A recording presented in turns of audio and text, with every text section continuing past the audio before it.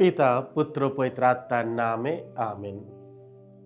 অনেক মানুষ আধ্যাত্মিকভাবে যেন মৃত মানুষের মতো বিশ্বাস, আশা ও প্রেম ছাড়া জীবনযাপন করে। কিন্তু যখন আমরা সত্যিই খ্রিস্টের কণ্ঠ শুনি, তখন আমাদের হৃদয় নতুন জীবনে জেগে ওঠে। আমরা সেই কণ্ঠ শুনতে পাই পবিত্র শাস্ত্রে, প্রার্থনার দ্বারা এবং পবিত্র আত্মার নীরব অনুপ্রেরণায়।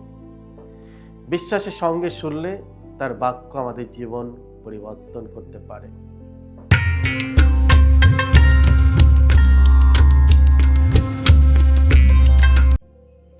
খ্রিস্টতে আমার পরম প্রিয়জনেরা, আজ মার্চ মাসের 18 তারিখ, তপস্যাকালের চতুর্থ সপ্তাহ, বুধবার। আর আজকে ডেলি মান্না ঈশ্বরের বাণী প্রতিদিন নেওয়া হয়েছে সাধু যোহন রচিত মঙ্গল সমাচার থেকে 5 অধ্যায় 17 থেকে 30 পদ। এসো আমরা ভক্তিভাবে আজকের এই বাণীটি শুনি। বিশ্রামবারে রোগীদের সারিয়ে তুলে যিশু বিশ্রামবারের নিয়ম অমান্য করছেন বলে ইহুদিরা তাকে নিপীড়ন করতে শুরু করলো।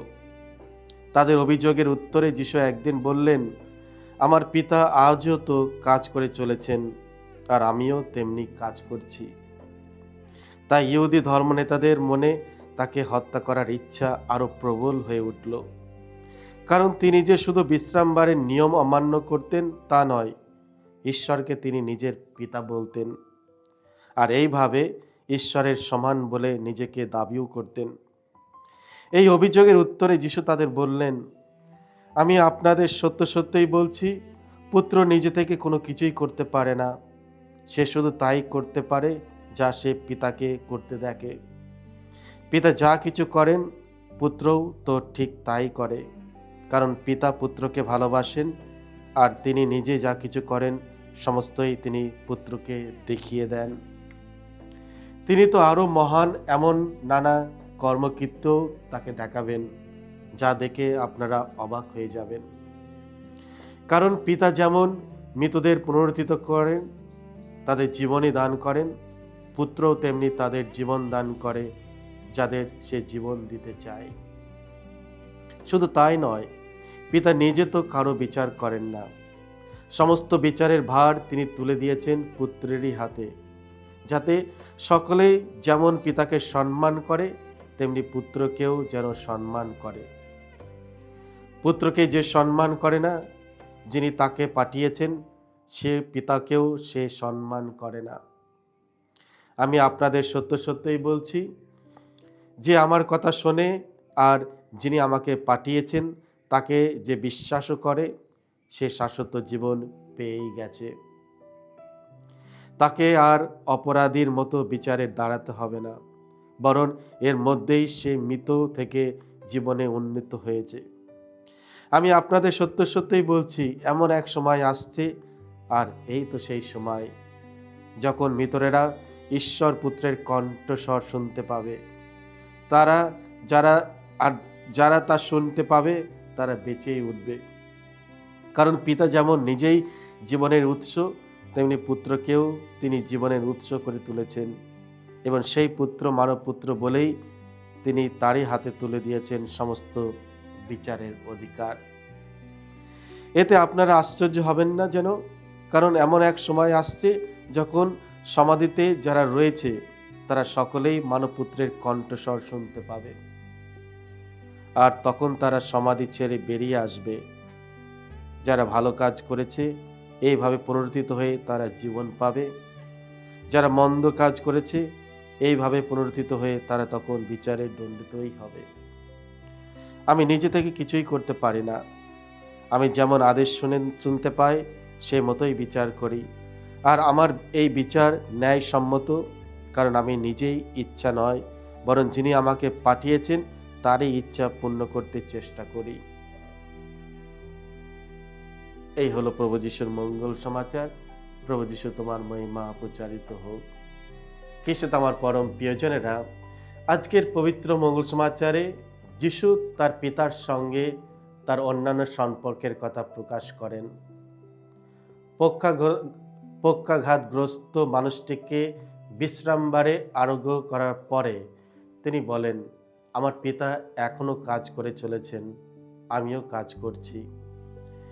এই কথার মাধ্যমে যিশু দেখান যে ঈশ্বরের প্রেম, করুণা ও মুক্তির কাজ কখনো থেমে থাকে না।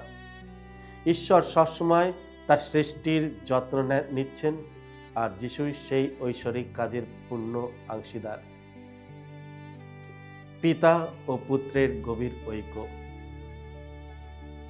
যিশু বললেন, পুত্র নিজে থেকে কিছুই করতে পারে না, সে শুধু তাই করতে পারে যা সে পিতাকে করতে দেখে।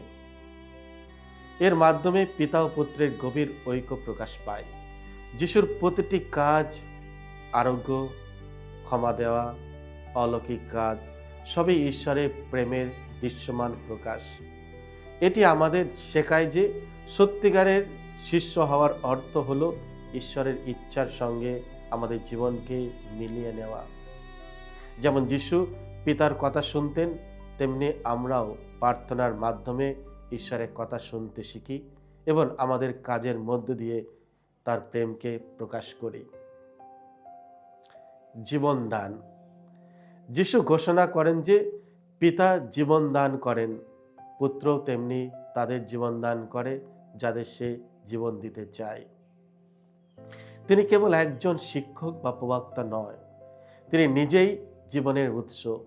যারা তার বাক্য শোনে এবং পিতার ওপর সম্পূর্ণ বিশ্বাস করে, তারা অনন্ত জীবন লাভ করে এবং বিচারের মুখোমুখি হয় না। এই প্রতিশ্রুতি আমাদের জন্য গভীর আশার বার্তা নিয়ে আসে। অনন্ত জীবন শুধু মৃত্যুর পর শুরু হয় না, এটি এখনই শুরু হয় যখন আমরা খ্রিস্টকে গ্রহণ করি এবং তার কৃপার জীবনযাপন করি। আর তখনই আমাদের জীবন আশা, উদ্দেশ্য ও শান্তিতে পূর্ণ হয়ে ওঠে। পুত্রের কণ্ঠ শোনা। যিশু বললেন, সময় আসছে, বরং এখনই সেই সময় যখন মৃত্যুরা ঈশ্বরের পুত্রের কণ্ঠ শুনবে এবং যারা শুনবে তারা বাঁচবে।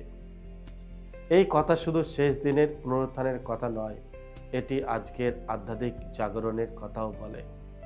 অনেক মানুষ আধ্যাত্মিকভাবে যেন মৃত মানুষের মতো বিশ্বাস, আশা ও প্রেম ছাড়া জীবন যাপন করে। কিন্তু যখন আমরা সত্যি খ্রিস্টের কণ্ঠ শুনি, তখন আমাদের হৃদয় নতুন জীবনে জেগে ওঠে। আমরা সেই কণ্ঠ শুনতে পাই পবিত্র শাস্ত্রে, প্রার্থনার মধ্য দিয়ে এবং পবিত্র আত্মার নীরব অনুপ্রেরণায়। বিশ্বাসের সঙ্গে শুনলে তার বাক্য আমাদের জীবনে পরিবর্তন করতে পারে। পুত্রের কর্তৃত্ব। পিতা বিচার করার ক্ষমতা পুত্রকে দিয়েছেন, কারণ তিনি মানব পুত্র। কিন্তু তার বিচার কখনো অন্যায় বা কঠোর নয়। যিশু নিশ্চিন্ত করেন যে তার বিচার ন্যায়পূর্ণ, কারণ তিনি সর্বদা পিতার ইচ্ছাই পূরণ করেন। এটি আমাদের স্মরণ করিয়ে দেয় যে ঈশ্বরের বিচার সত্য ও করুণার ওপর প্রতিষ্ঠিত। যিশু মানুষের হৃদয় জানেন, আর তাই আমরা তার ওপর সম্পূর্ণ ভরসা করতে পারি। আমাদের জীবনের জন্য শিক্ষা। খ্রিস্টে আমার পরম প্রিয়জনেরা, আজকের মঙ্গল সমাচার আমাদের 3টি প্রশ্ন নিয়ে ভাবতে আহ্বান জানায়। প্রথমত, আমরা কি সত্যিই প্রতিদিন খ্রিস্টের কণ্ঠ শুনি? দ্বিতীয়ত, আমাদের কাজ কি ঈশ্বরের ইচ্ছাকে প্রকাশ করে, যেমন যিশুর কাজ পিতার ইচ্ছাকে প্রকাশ করেছিল? আর তৃতীয়, আমরা কি সেই জীবন যাপন করছি যা খ্রিস্ট আমাদের দিতে চান, বিশ্বাস, প্রেম ও আশার পূর্ণ জীবন? খ্রিস্ট আমার পরম প্রিয়জনেরা, যখন আমরা খ্রিস্টের সঙ্গে যুক্ত থাকি, তখন তার জীবন আমাদের মধ্যে প্রবাহিত হয়। আমাদের হৃদয় ঈশ্বরের উপস্থিতিতে জীবন্ত হয়ে ওঠে এবং আমাদের জীবন পৃথিবীতে তার প্রেমের সাক্ষ্য হয়ে দাঁড়ায়। এসো, এই তপস্যাকালে আমরা প্রভুর কণ্ঠস্বর শোনার চেষ্টা করি। তার ইচ্ছা অনুসারে আমরা এই পৃথিবীতে কাজ করি, যাতে তার মাধ্যমে আমরা আমাদের জীবন বিশ্বাসে পরিপূর্ণ হয় এবং তার উপর ভরসা রেখে আমরা যেন আমাদের এই জীবন অতিবাহিত করতে পারি। সকলকে জয় যিশু। ঈশ্বর আপনাদের সকলকে আশীর্বাদ করুন।